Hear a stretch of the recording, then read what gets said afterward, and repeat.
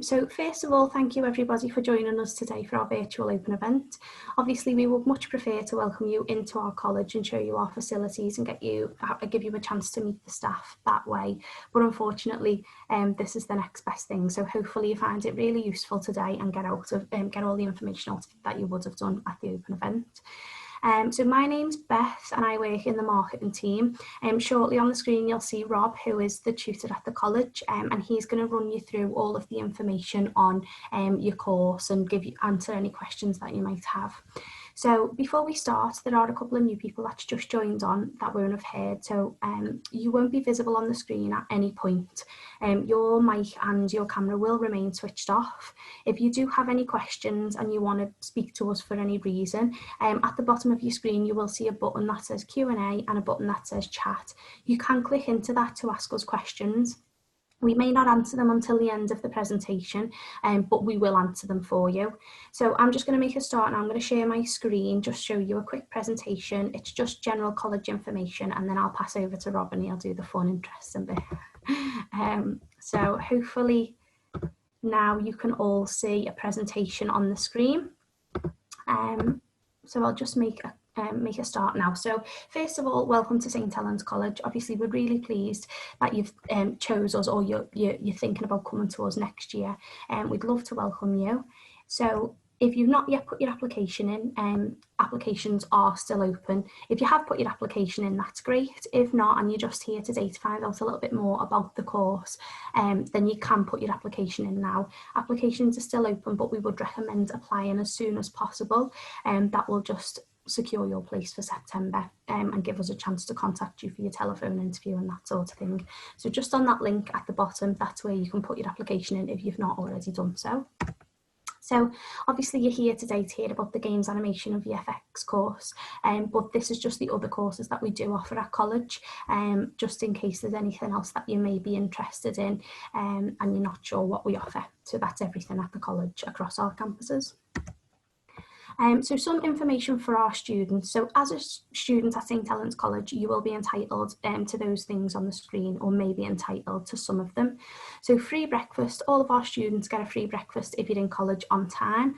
You have to be in before 8:45, so if your class starts at 9 o'clock and you're in on time, get yourself a breakfast, set you up for the day.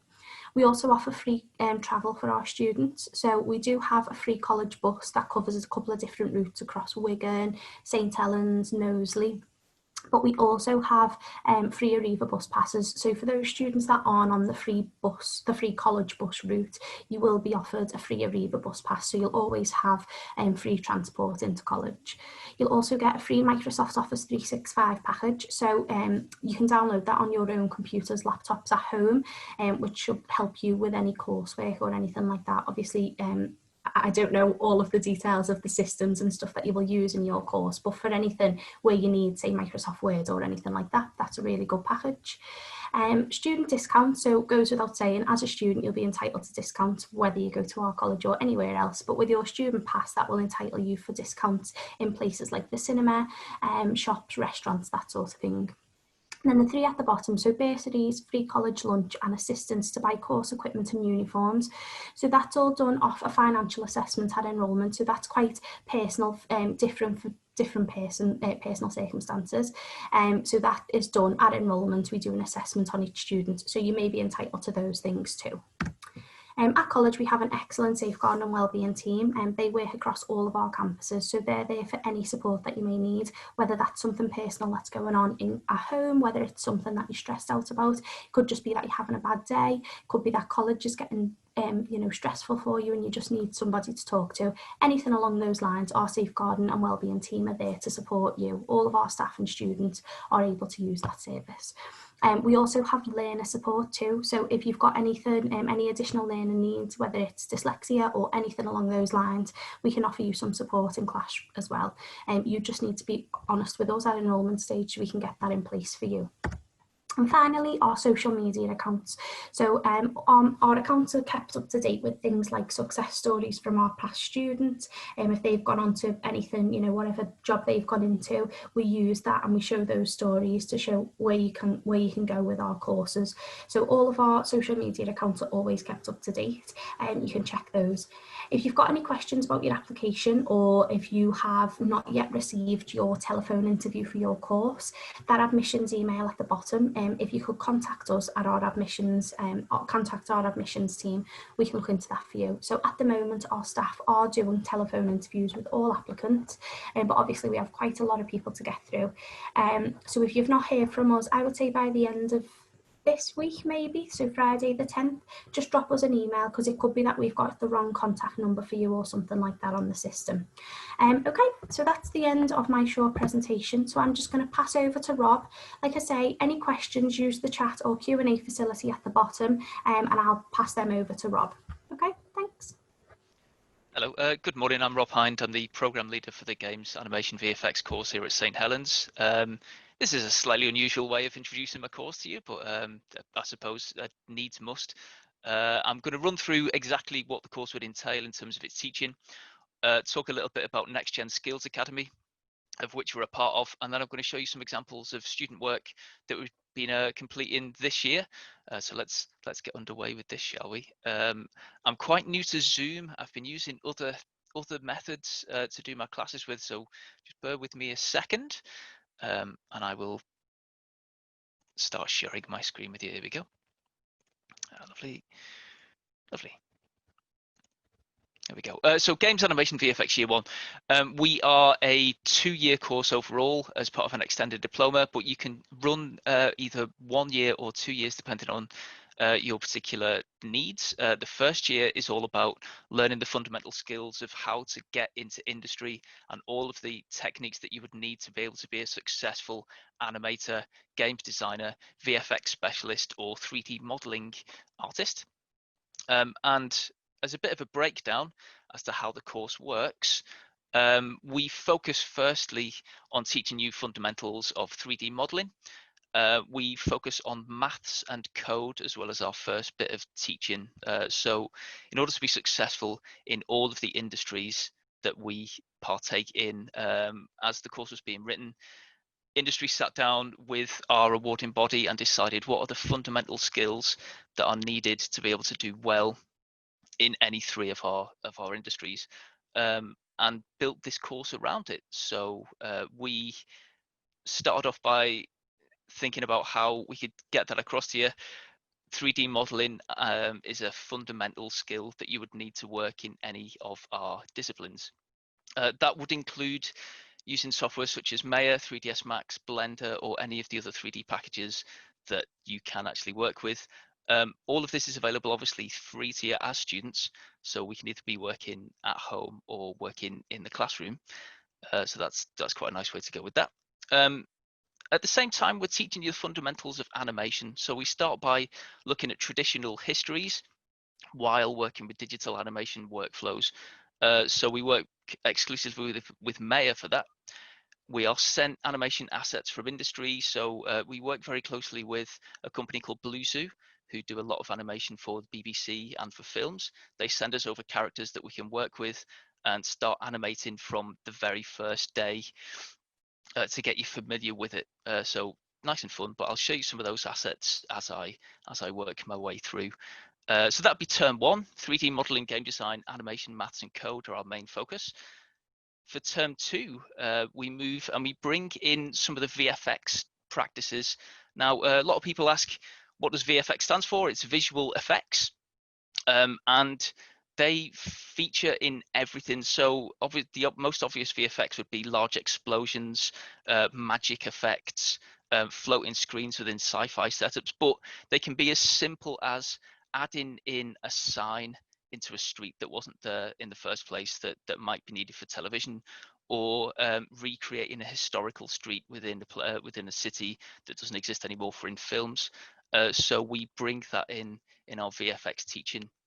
Our first teaching with VFX is you will go out with a camera, you will capture some footage, and then we'll add in some VFX elements to that. So that's quite nice. At the same time, we continue with 3D modeling. That will run throughout the course of the year. By June of next year, you will be very proficient professional level 3D modelers, able to produce assets for games, animation, and for films as well, which is very it's a very sought after skill to have, especially after 1 year. So that's one of our main pushes there. We continue with maths and code. We do run animation in the second term a little bit, but not as much as in the first or the third. And there's a big push to game design principles. There will be a lot of playing games. There will be a lot of talking about games. There will be a lot of testing games. We're not just talking about electronic games. We look at traditional games and we look at game theory. And then we start actually designing games based on our studies there. Term 2 also sees bringing in art skills. So this is observational drawing. This is some elements of light drawing, being able to draw figures and assets for games production. So more fundamental skills there in term 2. And then finally, in term 3, we have our big projects. So you'll notice that we've got 3D modeling, VFX, and animation take up very large segments here. We have 3 large projects. Animation project, you will make texture, rig, and animate your own character, and then you produce a narrative based on that character. This year we went with a comedy vets scene, so your character was taking the pet to the vets and you had to write a script around that. For VFX, we have a project. This year's was based around gosh, what was that based around? It was based around an apocalyptic event, which was probably quite fitting. So students went and captured some footage and then added in some effects such as explosions or aging on buildings. And 3D modeling's project was based around Americana and American roadside diners. So students worked as part of small teams and designed a roadside diner and the whole environment there, which was quite nice. But I can show you some of those slightly later. Okay, that's the kind of breakdown of how teaching will go on. In terms of assessment and how assessment works on the course, it's split into 3 large areas. Basically, everything that you make as part of the course can be assessed and go towards your grade at the end of the first and second years. There are 3 main points, though, that go on. In around about April, we have a core principles exam. So this is a paper-based exam that will test your maths, code, and game design skills. So that's in around about April. We have a written report. So we look at the history of art and design. We have a look at wider art and design, and then we have a look at how that's influenced game design and VFX and animation currently. And then finally is your asset development portfolio. Now I'll show you an example of this now, in fact. But this basically is, we use OneNote for it. All of your work from the course of the year is placed on here, and you basically submit this. So day 1, as well as the last day of the first year, everything that you produce goes into your portfolio and you can gain marks from it. So let's have a little look at one of these. We use OneNote exclusively. So the idea behind this is that you don't ever lose anything. So after years and years and years of having excuses from students saying, oh, I left my my homework on the bus, we decided, right, we're going to go with something that can't ever be left anywhere. You can't ever lose any work because this backs up automatically. So this is quite nice. So this is an example of one of the hand-in portfolios. So this is a little bit of game design. We've got one of our main projects there, which is developing an RPG in Unreal Engine, and this is what the work for it would look like. Quite a large submission. So elements of designing UIs, building up landscapes, actually building in the functionality of it. And this continues for a little bit. Let's have a look at some animation work. So this is a little example of the historical animation work that we look at. So we look at zoetropes, thaumatropes, stop motion, flick books, etc., etc. We also, here we go. We also do some 3D animation. So this is some posing done with Zelda from Breath of the Wild, and then some character design based on it. And then This is part of his major project for animation. So a lot of research, some sketches, and then things like storyboards, animatics, sketches of his designs, and then we get down to the actual modeling and animation side of things, which is quite nice. So yes, that's a student portfolio for you. Let me find my way back here.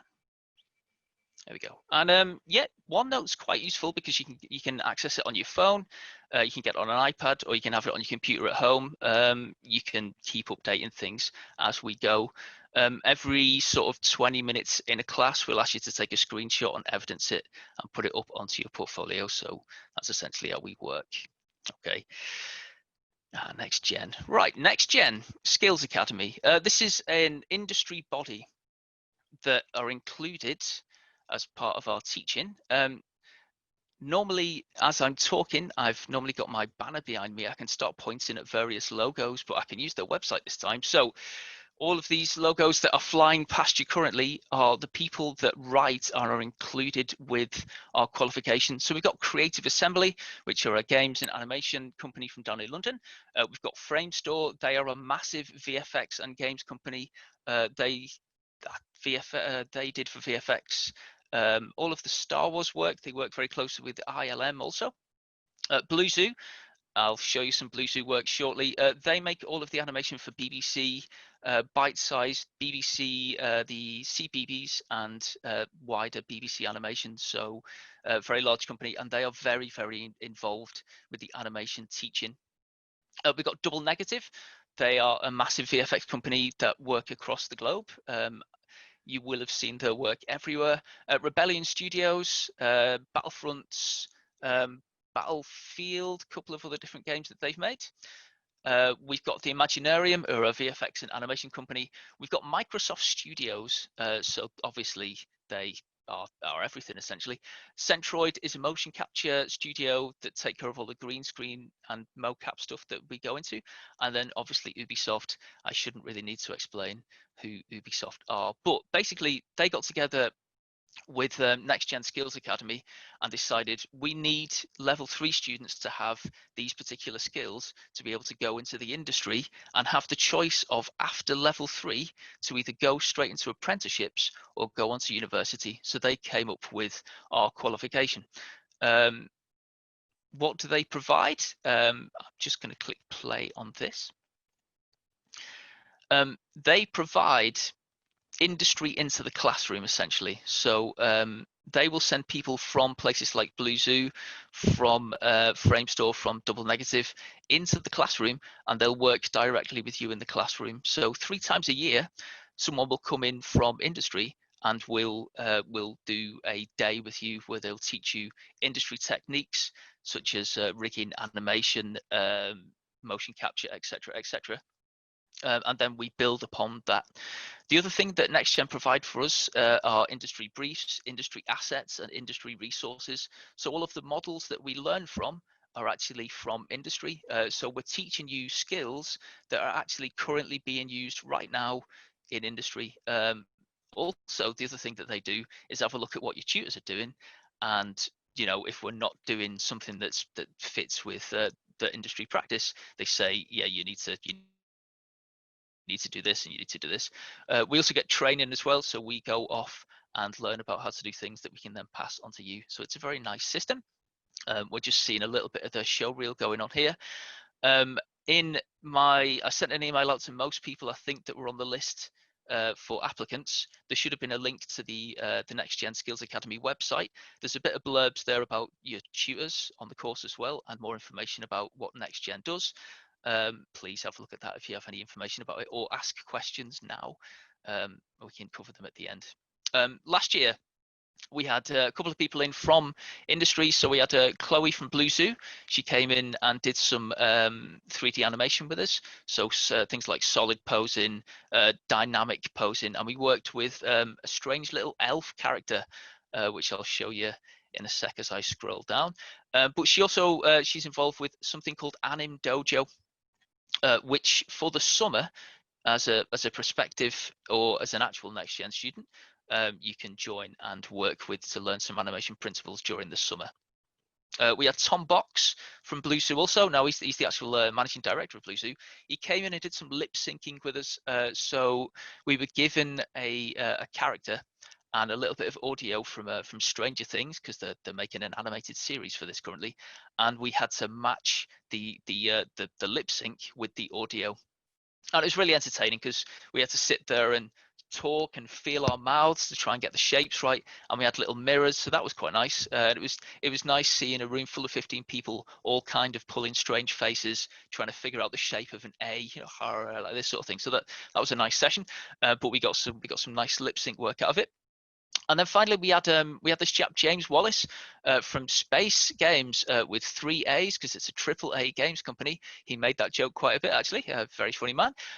He came in and did some paper-based prototyping with us. He's a very well-established games designer from Germany, but he's such a happy man. Like that face, that smiling face, literally was the entire visit. He covered a lot of the fundamentals of game design, and we designed a board game with him in 3 hours as part of small teams that were very solid board games. This would be the point as well where I'd let you play those board games, but obviously I don't have them with them. We can have a look at them when we get into the actual classroom. Yeah, I'll stick this on silently. This is an example of some of Blue Zoo's animation.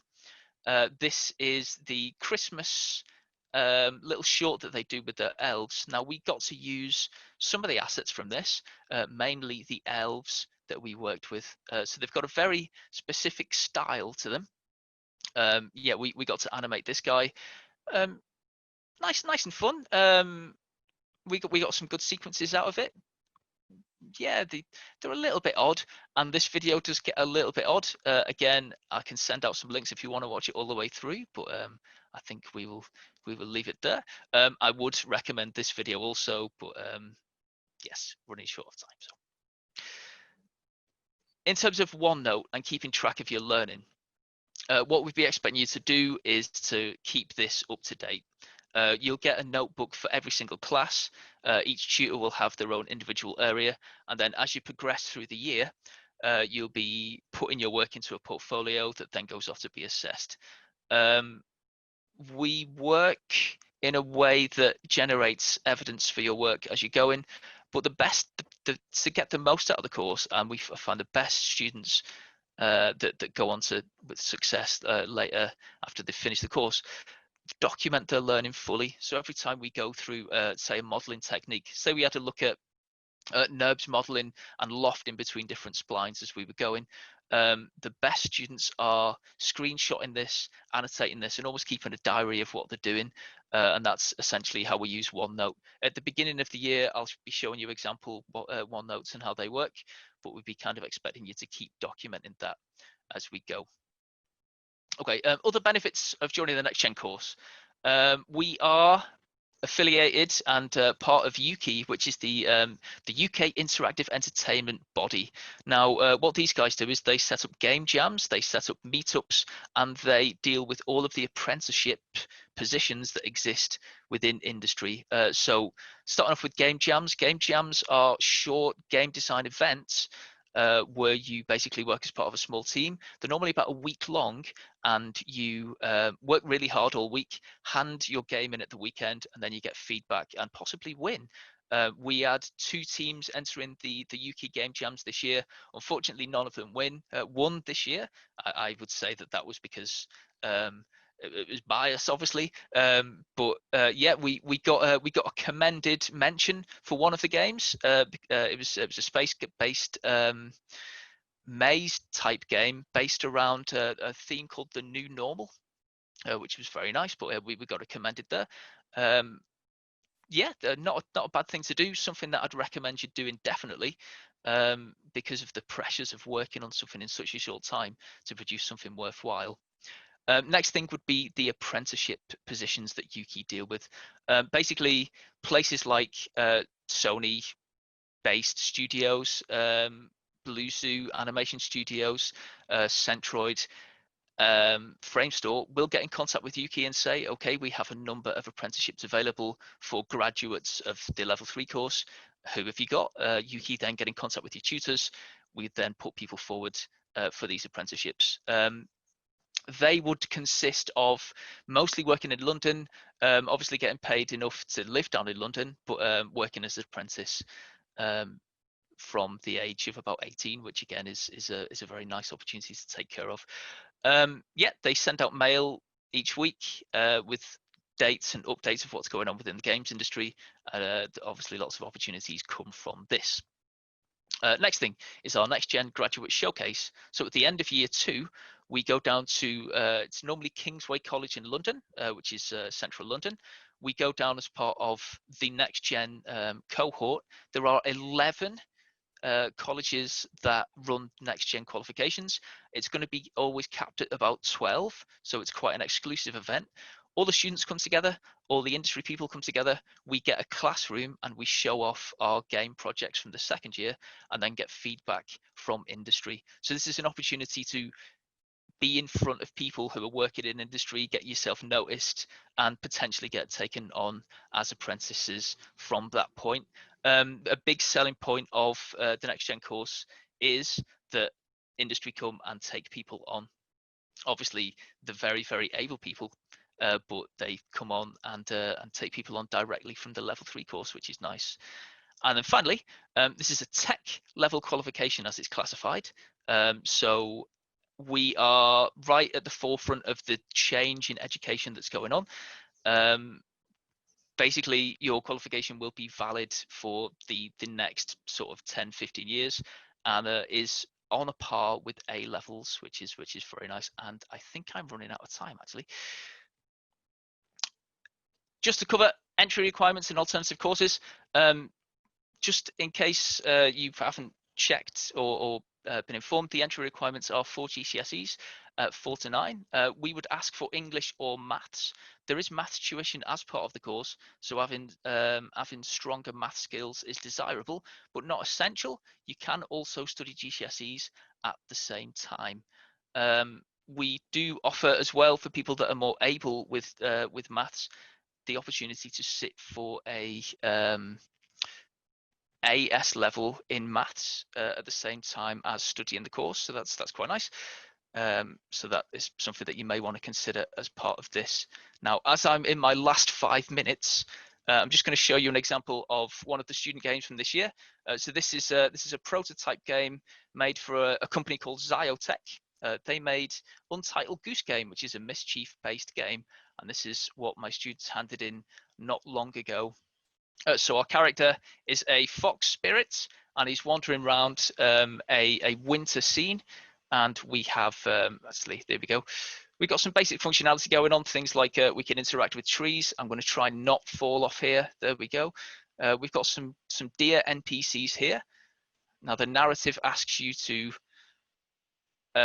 destroy these or kill these deers and then collect the ghost deers that then leads you on to the next area. So this is quite nice. So I'm going to wander around. We have the option to possess deers, so we can take over a deer and become the deer for a little bit. There we go, nice.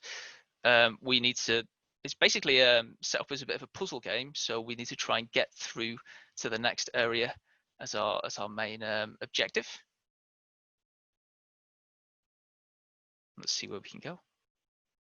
Nice. Has anybody got any questions that they'd want to ask?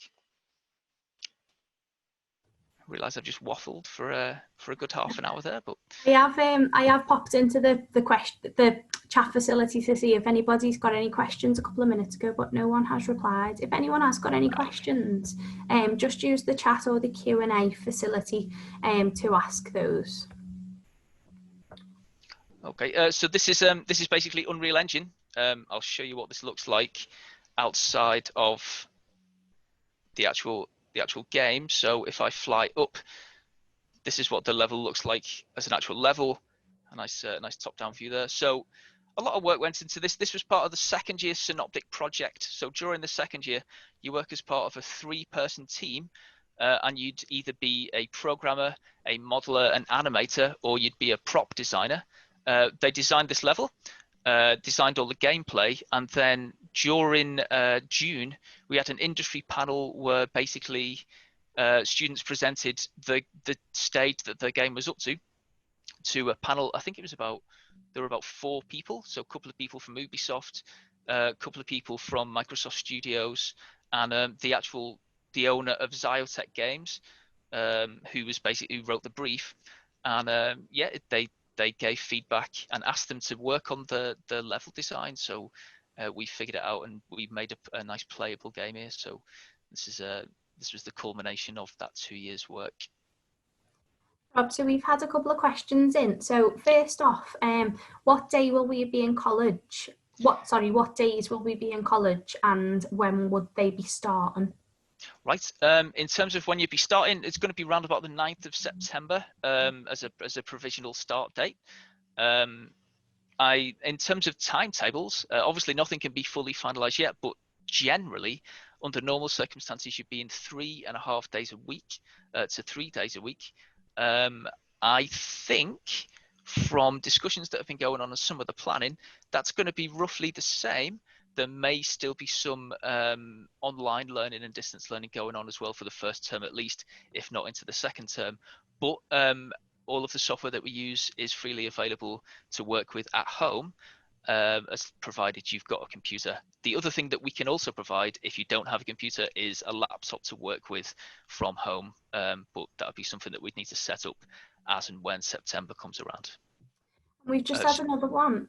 Sorry, what will we do on results day? So you might have more information on this, but as far as I know, our enrolments could potentially be done online at the moment. Obviously, we've got to follow government guidelines and social distancing and all of that sort of stuff. So as far as I'm aware, it will be done online. I'm not sure whether you know any more about that, Rob, or... Yeah, I think we're thinking along the lines of doing online enrolments. The date that we generally get for the GCSEs is around the 24th of August usually. So what you generally do, you'd get your notification of what your results were, get in touch with the college and find out what you'd need to do. I'd imagine there's going to be some information sent out to you regarding that, of how you can actually sign up. So definitely. So our admissions team will send out enrolment information. GCSE results day is the 20th this year, the 20th of August. So our enrolments start on GCSE results day.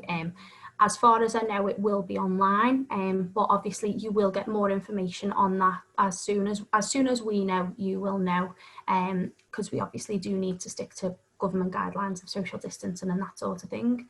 And then another question: what code and software would be used for the games? Right. In terms of the coding that we're teaching, we're working with Python, and we're going to be working with Python from a product perspective.